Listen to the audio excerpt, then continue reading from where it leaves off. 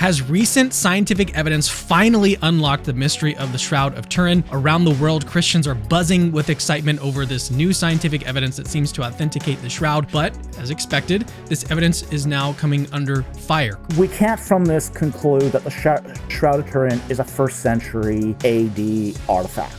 Not from this. This study should not be used. It would be very, very unwise to continue to quote it in support of the Shroud of Turin. In today's video, we're tackling the strongest criticisms head-on, from claims of flawed methodologies to accusations of scientific bias. We'll be diving deep, and I really do mean deep, into the debate, exposing what the critics might not actually be telling you. I'm Cameron from Capturing Christianity. If you're passionate about discovering the truth about Christianity, you are in the right place. Let's break down this scientific debate with the precision and the insight that you won't find anywhere else. But before we dive into the heart of the controversy, let's take a step back for a second and understand what makes the Shroud of Turin such a focal point of fascination and debate. What exactly is it, and why does it stir such strong reactions? The Shroud of Turin is a centuries-old linen cloth that bears the faint, detailed image of a man who appears to have been crucified. Revered by many as the actual burial cloth of Christ, the shroud has been the subject of intense study and debate. Despite its mysterious origins, this artifact has intrigued scientists and theologians alike, as its image remains unexplained by conventional methods of art and photography. In 2022, a team of researchers made headlines with a very bold claim. They used a cutting-edge technique called wide-angle X-ray scattering, or WAXS, to date the Shroud of Turin. Their findings? The shroud could actually be 2,000 years old, potentially placing it in the time of Jesus. This revelation sent shockwaves through both the religious and scientific communities, but now their critiques are literally pouring in. All right, with this background now set, let's shift gears to the present day and focus on one of the most vocal critics of the recent findings, Dr. David Faulk. What's his take on this groundbreaking research, and could he be exposing fatal flaws that others have actually missed? So in their video, Faulk and his producer wasted no time ripping into the 2022 study. They kicked things off by pointing out that only 9 comparison samples were used, a number they argued was far too small to draw any reliable conclusions. You should not be drawing strong conclusions from a small sample size. You shouldn't be drawing conclusions from a small sample size, but I think it gets worse. They also took issue with the study's lack of blind sampling, accusing the researchers of introducing bias. So there's no blind sampling here. That's terrible methodology to provide this as a means of say, dating. And to top it off, Faulk raised a major red flag about the 16th century fire that scorched the shroud, suggesting it could have artificially aged the linen fibers and made the results unreliable. So what I'm hearing you say is they're just dismissing the fire. They're just dismissing the fire. It almost sounds like a complete slam dunk case against this study, doesn't it?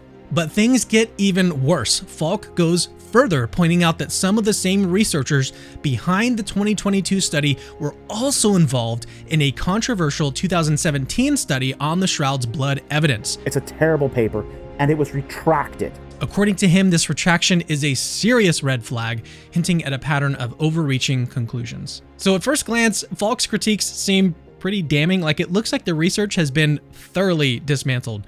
But I'm reminded of Proverbs 18:17, which says, "The first to plead his case seems right until another comes and examines him."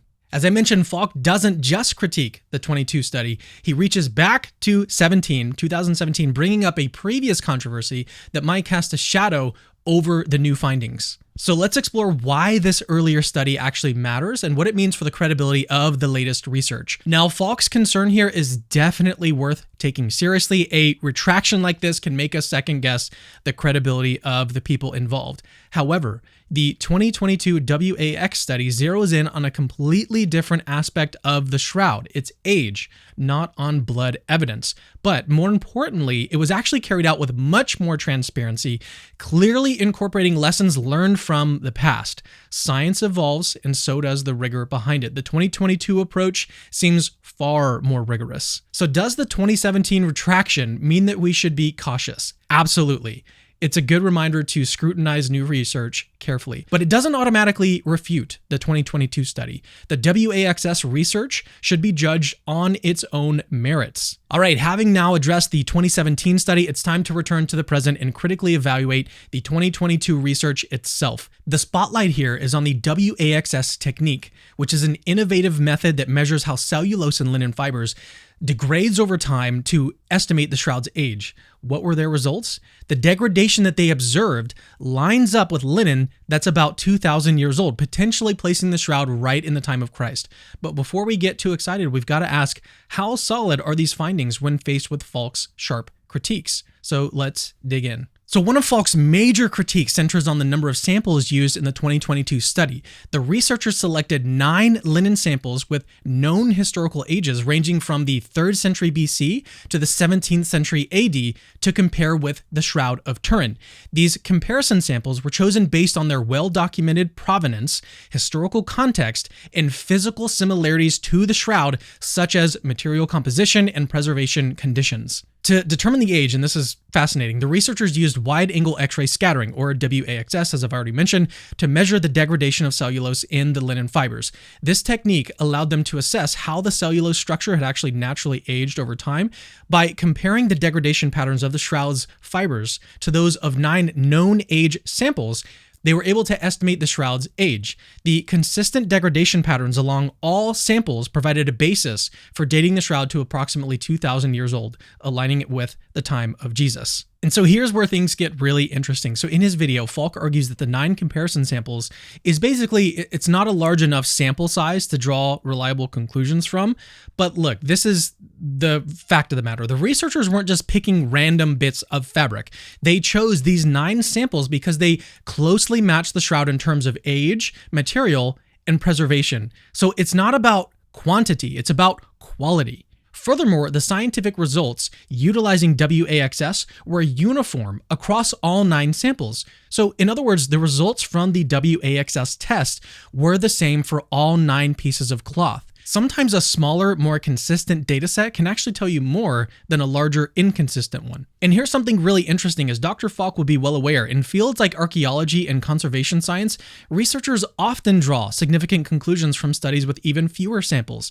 When you're dealing with rare artifacts, sometimes you don't have the luxury of large data sets, and yet these studies still produce reliable, widely accepted results. The success of these studies show that with the right methodology, small sample sizes can absolutely lead to credible findings, especially when you're dealing with something as rare and as precious as the Shroud of Turin. What do you guys think? Do you think the quality of the samples used in the study is more important than the quantity, or does the small number still kind of make you skeptical? Let me know in the comments.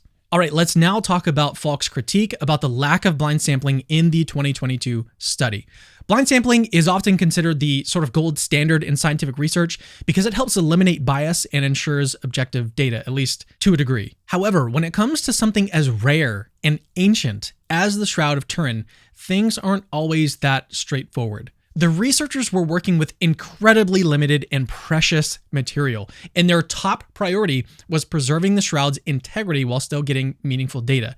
In cases like this, they had to rely on other controls and methods to keep bias in check. Interestingly, the researchers point out in their conclusion that the much smaller samples required for WAXS allow for repetitive measurements, which actually could be used for blinded future studies. This was actually a significant limitation in earlier radiocarbon dating studies, where larger samples made blind testing difficult. So while the current study didn't use blind sampling, the researchers are already thinking ahead about how this method could be incorporated in future investigations. All right, let's now talk about the fire. Beyond these sort of methodological concerns, Faulk points to a physical event that could have skewed the results, the infamous 16th century fire. Could this blaze have altered the shroud's perceived age, or are the study's findings still credible? So we all know that heat and fire can mess with the chemical composition of materials, and it's crucial to think about how this might have affected the dating of something as significant as the Shroud of Turin. But here's the good news. The researchers didn't just sweep this under the rug. They knew that the fire could be a game changer, so they ran specific tests to see how high temperatures might have affected the linen fibers. But now Faulk raises a very valid concern about the temperatures used in the study's fire simulations, noting that the tests were actually conducted at temperatures lower than the actual combustion point of linen, around 310 degrees Celsius. Fire isn't at 200 degrees. What is the temperature of most fires? Okay, the combustion temperature of linen is 310 Celsius. So their tests are off by at least 100 degrees. And it never caught fire. They didn't actually burn their sample,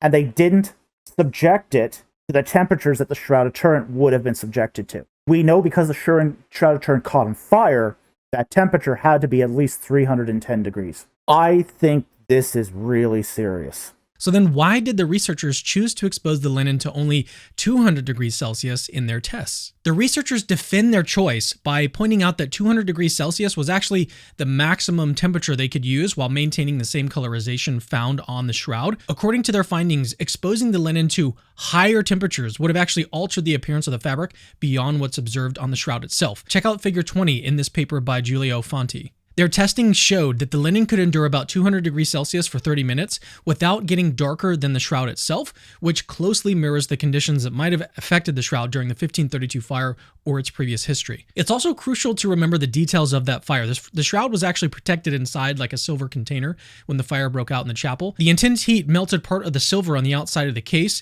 which then dripped onto the shroud, causing the burn marks in the holes.